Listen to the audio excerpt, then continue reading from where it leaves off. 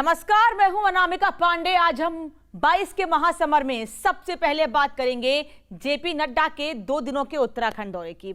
आखिर जेपी नड्डा ने 2022 के लिए कार्यकर्ताओं को क्या चुनावी मंत्र दिया है? नमस्कार, मैं हूं राहुल राजपूत। महासमर में हम इस पर भी चर्चा करेंगे कि यूपी में 2022 में फिर से सरकार बनाने को लेकर क्या है बीजेपी का मास्टर प्लान।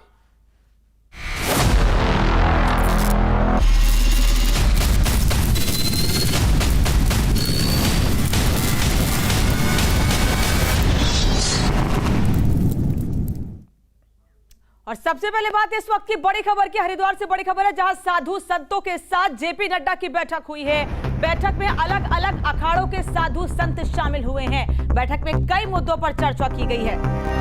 बड़ी खबर, हरिद्वार से जेपी नड्डा की साधु संतों के साथ बैठक में कई मुद्दों पर अहम चर्चा हुई है। अलग अलग अखाड़ों के साधु संत इस बैठक में शामिल।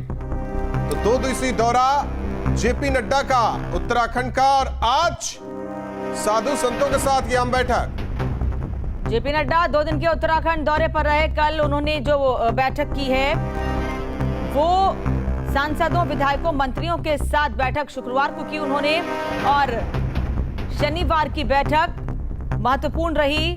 साधु संतों के साथ मुलाकात हुई और शुरुआत आज उनकी दिन की पूर्व सैनिकों के, या जिन सैनिकों ने देश के लिए शहादत दी है उन सैनिकों के परिवार वालों को सम्मानित करके उनको श्रद्धांजलि देकर उन्होंने आज शुरुआत की और अब साधु संतों से मुलाकात की। और समझा जा सकता है कि साधु संतों का आशीर्वाद किस लिए बीजेपी को बेहद जरूरी है।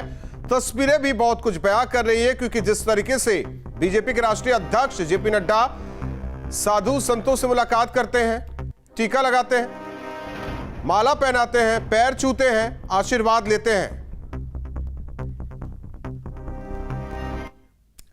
बीजेपी के राष्ट्रीय अध्यक्ष जेपी नड्डा ने 2 दिनों के दौरे के दौरान जहां तमाम बैठकें की, वहीं उन्होंने पार्टी कार्यकर्ताओं को जीत का मंत्र दिया। 2022 में जीत के लिए जेपी नड्डा ने सबसे ज्यादा जोर जनता से संवाद पर दिया। नड्डा ने कहा कि बूथ को मजबूत बनाने से आधे से ज्यादा जीत तय हो जाती है। 2022 के संग्राम को जीतने के लिए बीजेपी के राष्ट्रीय अध्यक्ष जेपी नड्डा ने 2 दिनों के दौरे के दौरान संगठन और सरकार के साथ विस्तृत चर्चा की। इस दौरान जेपी नड्डा ने विधायकों, मंत्रियों और कार्यकर्ताओं को चुनावी मंत्र भी दिया। नड्डा ने जनता से ज्यादा संवाद करने पर जोर दिया। संगठन को और मजबूत किया जाए। मंत्री, विधायक बूथ स्तर के कार्यकर्ता के घर जाएं। बूथ स्तर और मजबूत बनाना है। पन्ना प्रमुखों से मुलाकात करें। मंत्री, विधायक और संगठन से जुड़े लोग रात्रि प्रवास जरूर करें। संगठन को कैसे और विस्तार रूप दिया जाए, कैसे बढ़ाया जाए, कैसे जनता के साथ ठीक से संवाद किया जाए, उस पर उन्होंने अपना मार्गदर्शन दिया है। और साथ ही अभी दूसरी बैठक हमारी सांसदों, विधायकों, मंत्रीगणों के साथ हुई है। उस बैठक में बूथ स्तर तक कैसे मजबूती प्रदान हो, उसके संबंध में उनका मार्गदर्शन हुआ है। पहले दिन जेपी नड्डा ने सांसदों, विधायकों, मंत्रियों के साथ बैठक की। नड्डा ने मंत्रियों और विधायकों के 4 साल का रिपोर्ट कार्ड देखा। हमारे राष्ट्रीय अध्यक्ष भी बहुत जमीनी कार्यकर्ता हैं। वो पहाड़ की परिस्थितियों को भी जानते हैं। और इस बार मैं जो देख रहा हूँ कि पूरे प्रदेश में एक तरफा माहौल है कि भारतीय जनता पार्टी की सरकार फिर दोबारा बन रही है। लोगों का विश्वास है कि मोदी जी बहुत अच्छा काम कर रहे हैं। लोगों का विश्वास है कि उत्तराखंड की सरकार, हमारे मुख्यमंत्री जी अच्छा काम कर रहे हैं।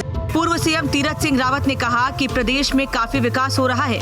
माहौल बीजेपी के पक्ष में नजर आ रहा है। मुझे लगता है कि पूरी तरह हम लोग 2/3 बहुमत से जीतेंगे। मैं कह सकता हूं कि जो मॉडल प्रधानमंत्री मोदी जी ने दिया है, उत्तराखंड का तो विशेष चौमुखी विकास किया है। और मैं तो प्रत्यक्ष, आप भी देख रहे हैं, हम भी देख रहे हैं कि कभी कल्पना नहीं की होगी लोगों ने ट्रेन पहाड़ में चढ़ेगी। आज जहां लोग सड़कों की डिमांड करते थे, आज मुझसे कहते हैं लोग कि हमारे यहाँ भी ट्रेन ले आइए सर। जेपी नड्डा के दौरे को लेकर केंद्रीय रक्षा राज्य मंत्री अजय भट्ट ने कहा कि राष्ट्रीय अध्यक्ष के दौरे से कार्यकर्ताओं को नई ऊर्जा मिली है। उनके आने से हम सबको बहुत मजबूती मिलती है। हमारा कार्यकर्ता और ज्यादा रिचार्ज हो जाता है। राज्यसभा सांसद अनिल बलूनी ने कहा कि आने वाले दिनों में पीएम मोदी और अमित शाह भी उत्तराखंड आने वाले हैं। आने वाले दिनों में गृह मंत्री जी के दौरे उत्तराखंड के लिए तय हो रहे हैं। आने वाले दिनों में माननीय प्रधानमंत्री जी के भी कार्यक्रम तय हो रहे हैं। बीजेपी के राष्ट्रीय अध्यक्ष जेपी नड्डा के दौरे को लेकर पूर्व सीएम हरीश रावत ने तंज कसा है। चुनाव का वक्त आया है तो आएंगे नेता भी, अच्छी बात है। एक बात हम कहना चाहते हैं कि आप कुछ भी हो, भाजपा जितना ही सुशासन कर ले, मगर उत्तराखंड की जनता अब उनको बर्दाश्त नहीं करेगा। 2022 में देवभूमि में फिर से सरकार बनाना बीजेपी के लिए पहाड़ जैसी चुनौती है, लेकिन जेपी नड्डा ने 2 दिनों के दौरे के दौरान कार्यकर्ताओं में जोश भरते हुए उन्हें चुनावी मंत्र दिया। नड्डा ने सबसे ज्यादा जोर बूथ स्तर की तैयारी और जनता से संवाद पर दिया। पार्टी को पता है जनता के आशीर्वाद से ही सत्ता का सिंहासन हासिल होगा। देहरादून से सुरेंद्र रसीला के साथ टीम न्यूज स्टेट। तो राहुल, कुल मिलाकर जिस तरीके से उत्तर प्रदेश में भारतीय जनता पार्टी और दूसरे राज्यों में फोकस कर रही है, उसी तरीके से उत्तराखंड में भी मिशन उत्तराखंड या मिशन 2022 की शुरुआत कर दी है भारतीय जनता पार्टी ने। और जाहिर तौर पर इसीलिए जिस तरीके से जेपी नड्डा पहुंचे हुए हैं और बैठकों का दौर चल रहा है, इससे समझा जा सकता है कि जो नारा है बीजेपी का 60+ का, यानी कि 2022 के लिए बीजेपी ने जो अपना नया टारगेट रखा है 60+ का, उसकी पूरी कवायद मिशन उत्तराखंड से अनामिका चल रही है। और ये कोशिशें देखने को भी मिली हैं जेपी नड्डा के दौरे के साथ। 2017 में बीजेपी को 57 सीटें मिली थी उत्तराखंड में, और इसीलिए 60+ का नारा 2019 के लोकसभा चुनाव में सभी 5 सीटें बीजेपी ने अपने खाते में हासिल की। और अब राहुल, लोकसभा चुनाव में बीजेपी को 61.70% वोट मिले थे, उसे बढ़ाने की पूरी कोशिश है।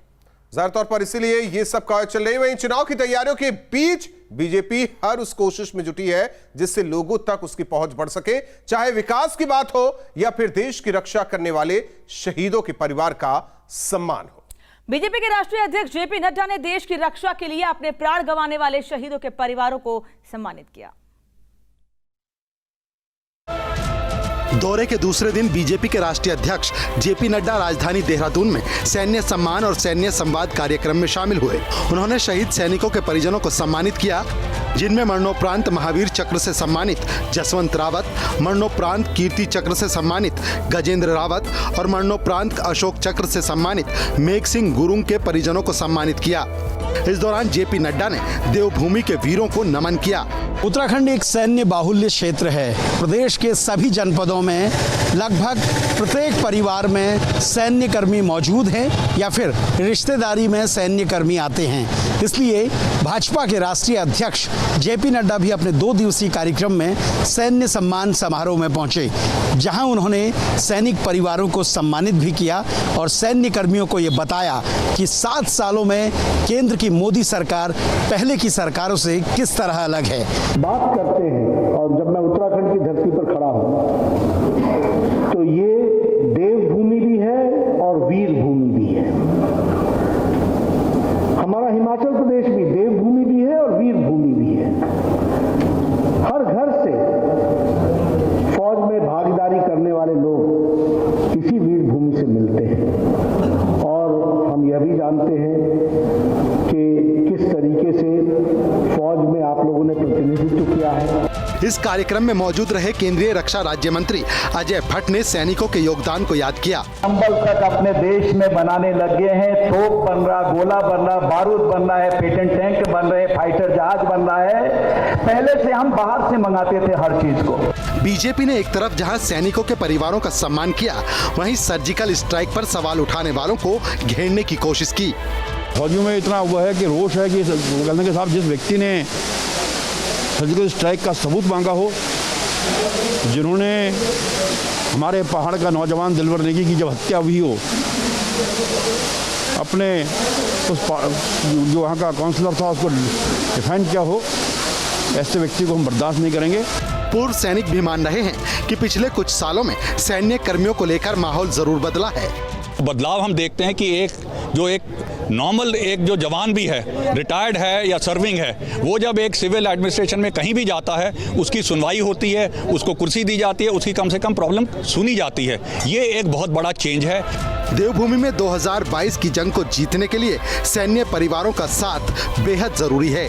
इसी को ध्यान में रखते हुए एक तरफ बीजेपी जहां सैन्य परिवारों के लिए सम्मान समारोह कर रही है, वहीं जनता को आम आदमी पार्टी के उन बयानों को भी याद दिला रही है जो उन्होंने सर्जिकल स्ट्राइक को लेकर दिए थे। देहरादून से सुरेंद्र रसीला के साथ टीम न्यूज स्टेट। मिशन 2022 का बीजेपी का मास्टर प्लान तैयार है। अब से लेकर चुनाव तक यानी कि अगले 6 महीने में बीजेपी कौन कौन से कार्यक्रम करने वाली है, कौन कौन से अभियान चलाने वाली है, इसका खाका तैयार कर चुकी है। बीजेपी इस मास्टर प्लान के जरिए 2022 में फिर से सत्ता में वापसी की कोशिश में जुट गई है। यूपी विधानसभा चुनाव में करीब 6 महीने का वक्त बचा है, लेकिन यूपी बीजेपी का अगले 6 महीने तक का चुनाव का प्लान तैयार है, जिसे पीएम मोदी और सीएम योगी समेत बीजेपी के बड़े नेता और लाखों कार्यकर्ता धरातल पर उतारेंगे। पूरे प्रदेश में जन आशीर्वाद यात्रा निकालने बीजेपी 23 अगस्त से बूथ विजय अभियान शुरू कर रही है। इस अभियान को 3 चरणों में ज्यादा समय तक चलाने की तैयारी है। इसी महीने से बीजेपी संगठन में पन्ना प्रमुखों को जोड़ने का काम शुरू कर रही है। वहीं अगले महीने पंडित दीनदयाल उपाध्याय की जयंती पर बीजेपी एक बड़ा कार्यक्रम करेगी। 25 सितंबर को बीजेपी अपने 1918 सांगठनिक मंडलों में बड़े स्तर पर कार्यक्रम करने जा रही है। इसी महीने 27 से 29 अगस्त तक बीजेपी का बूथ सत्यापन अभियान चलेगा। इसके अलावा साइबर योद्धाओं की सेना तैयार की गई है। उनकी कार्यशालाएं भी जल्द ही शुरू होने वाली हैं, जिनकी कार्यशालाएं मंडल स्तर तक बीजेपी चलाने जा रही है। अगले महीने से बीजेपी बड़े स्तर पर सदस्यता अभियान की शुरुआत करेगी। अगले महीने से बीजेपी लाभार्थी संपर्क अभियान की भी शुरुआत करेगी। इसी तरह जो मंडलों में पंडित दीनदयाल उपाध्याय जी की जन्म जयंती पर जो कार्यक्रम होना है, सभी जो संगठन इकाइयां हैं उसमें मंडल स्तर पर कार्यक्रम होंगे। तो अनेक तरह के कार्यक्रम संगठन जन संवाद को सतत बनाए रखने के लिए करता है, ताकि लोगों को पार्टी की नीतियों रीतियों की और सरकार के लोक कल्याणकारी कार्यक्रमों के प्रति पूरी जानकारी मिल सके और जागरूकता। वहीं बीजेपी की चुनावी तैयारियों पर विपक्षी दल निशाना साध रहे हैं। भारतीय जनता पार्टी चुनाव की ही पार्टी है। सरकार चलाना नहीं जानता, प्रदेश का विकास नहीं कर सकते हैं। तो हम मानते हैं कि भारतीय जनता पार्टी चुनाव लड़ना जानती है, प्रचार करना जानती है, बस सरकार चलाना नहीं जानती है, प्रदेश का विकास करना नहीं जानती है। चुनावी पैसा खर्च करने में आगे निकल रही है। Thank you Modi ji, thank you Yogi ji के झूठे बोर्ड लगवाने में जरूर आगे निकल रही है। बाकी उनके मंत्री कहाँ जा रहे हैं, वो करोड़ों रुपया कहाँ खर्चा कर रहे हैं, जनता के कर का मंच कहाँ सजा रहे हैं, ये उनकी स्ट्रैटेजी है। जनता मुद्दों पर अपने चुनाव लड़ती है। सियासी जानकारों की माने तो बीजेपी चुनावी तैयारियों में दूसरे दलों से कोसों आगे निकल चुकी है। लखनऊ से अविनाश सिंह के साथ टीम न्यूज स्टेट। और संवाददाता अनिल हमारे साथ जुड़े हैं। अमित, अनिल, जिस तरीके से एक प्लान तैयार बीजेपी ने किया है यूपी चुनाव को लेकर 2022, पन्ना प्रमुख उसमें एक अहम है, जिसका आइडिया मौजूदा गृह मंत्री अमित शाह ने दिया था। तो ऐसे में और क्या आइडियाज लेकर धरातल पर उतर रही है बीजेपी, ताकि जो नारा है उनका 300 प्लस इस बार फिर पार करने को, उससे सार्थक किया जाए? बिल्कुल, देखिए बीजेपी स्ट्रेटेजी के मामले में और चुनावी अभियान के मामले में दूसरे दलों से हमेशा 2 हाथ आगे ही रहती है। अब देखिए वो बूथ विजय अभियान शुरू करने जा रहे हैं। तमाम पन्ना प्रमुखों को वो एक बार फिर से अपने अलर्ट करने जा रहे हैं और बूथ पर फोकस करने जा रहे हैं। इसके अलावा अगले महीने से वो तमाम और अभियान शुरू कर रहे हैं। पंडित दीनदयाल उपाध्याय की जयंती से वो चुनावी अभियान को और धार देंगे। अब प्रधानमंत्री नरेंद्र मोदी भी अगले महीने से हर महीने 2 बार यूपी में आएंगे और उनसे शिलान्यास और यहाँ पर उद्घाटन करवाया जाएगा और वो चुनावी सभाओं को भी संबोधित करेंगे। तो बीजेपी निश्चित ही देखिए बड़ा संगठन है, बड़ी पार्टी है, ज़्यादा कार्यकर्ता है, बहुत ज़्यादा उनके पास नेता है। बाकी दूसरे दलों की हम बात करें तो नेताओं की शॉर्टेज है, खासकर स्टार प्रचारकों की शॉर्टेज है, चाहे एसपी की हम बात कर लें या कांग्रेस की बात कर लें या किसी अन्य दल की। तो बीजेपी का जो आप देखिए उनके पास एक फौज है नेताओं और कार्यकर्ताओं की और उनको यूटिलाइज कर रहे हैं। वो सबको काम दे रहे हैं, सबको लगा रहे हैं चुनावी अभियान में, किसी को बैठने की फुर्सत नहीं है। और ये जो अगला महीना आ रहा है सितंबर से, इसमें और तेजी आएगी। हालांकि 23 अगस्त से जो बूथ विजय अभियान शुरू करने जा रहे हैं वो 23 अगस्त से शुरू कर देंगे और इसमें लगातार तेजी आएगी। निश्चित ही अब अपोजिशन के लोग आरोप लगाते हैं बीजेपी पर कि वो साम दाम दंड भेद का इस्तेमाल करती है, ध्रुवीकरण करती है, लेकिन उन्हें खुद अपने गिरेबान में झांकना चाहिए कि बीजेपी अपने कार्यकर्ताओं को, नेताओं को कितना बिजी रखती है। किसी के पास भी मौका नहीं है सांस लेने का, सबको काम दिए हुए हैं, सबके काम बटे हुए हैं। वहीं दूसरी तरफ आप कंपेयर करिए तो विपक्ष कहाँ है, कहीं दिख ही नहीं रहा है। अखिलेश यादव उतनी सक्रियता नहीं दिखती है। प्रियंका गांधी यूपी में आई थी पिछले दिनों और वापस चली गई, और कितने दिनों के बाद आई थी और कब आएंगी कुछ पता नहीं है। तो निश्चित ही बीजेपी जो है वो चुनावी अभियान में दूसरे दलों से बहुत आगे है। बिल्कुल, दूसरे दलों से आगे भी है और विपक्ष ग्राउंड जीरो पर कहीं दिखता भी नहीं है तैयारियों को लेकर चुनाव के। धन्यवाद आपका अनिल, इस तमाम जानकारी के लिए। बढ़ते हैं आगे। औरैया के गोपाल वाटिका गेस्ट हाउस में बीएसपी का प्रबुद्ध वर्ग सम्मेलन आयोजित किया गया। सम्मेलन में बीएसपी के राष्ट्रीय महासचिव सतीश चंद्र मिश्रा ने हिस्सा लिया। इस दौरान पार्टी कार्यकर्ताओं ने सतीश चंद्र मिश्रा का फूलमालाओं से स्वागत किया। प्रबुद्ध वर्ग सम्मेलन में सतीश मिश्रा ने बीजेपी पर जमकर हमला भी बोला। बीजेपी पर ब्राह्मणों की अनदेखी का आरोप लगाया, साथ ही कहा कि बीजेपी सरकार में दलितों पर अत्याचार बढ़ा है। आयोजन में बीएसपी के दिग्गज नेताओं समेत ब्राह्मण वर्ग के नेता शामिल हुए। उत्तर प्रदेश में हम लोग जो भारतीय जनता पार्टी का जो जुल्म जाति और ख़ास तौर से ब्राह्मण समाज दलित समाज के ऊपर चल रही है, इसका हम लोग पूरा इनका खुलासा करने जा रहे हैं। और जो ये धर्म के नाम पे झूठे प्रचार करके और राम के नाम पे और वाराणसी में भगवान शिव के नाम पे कर रहे हैं, उसका भी हम उनका खुलासा करने का काम कर रहे हैं। और मुझे पूरी उम्मीद है कि इन्होंने जिस तरीके से लोगों को धोखे में रखा है, लोगों अब समाज साथ में जुड़ रहे हैं, पूरे प्रदेश में जुड़ रहे हैं, हर जिले में हम जा रहे हैं, वहाँ पर हमारे साथ में सब जुड़ रहे हैं। इन खबरों के साथ ही 22 का महासमर में इतना ही। खबरें लगातार जारी हैं।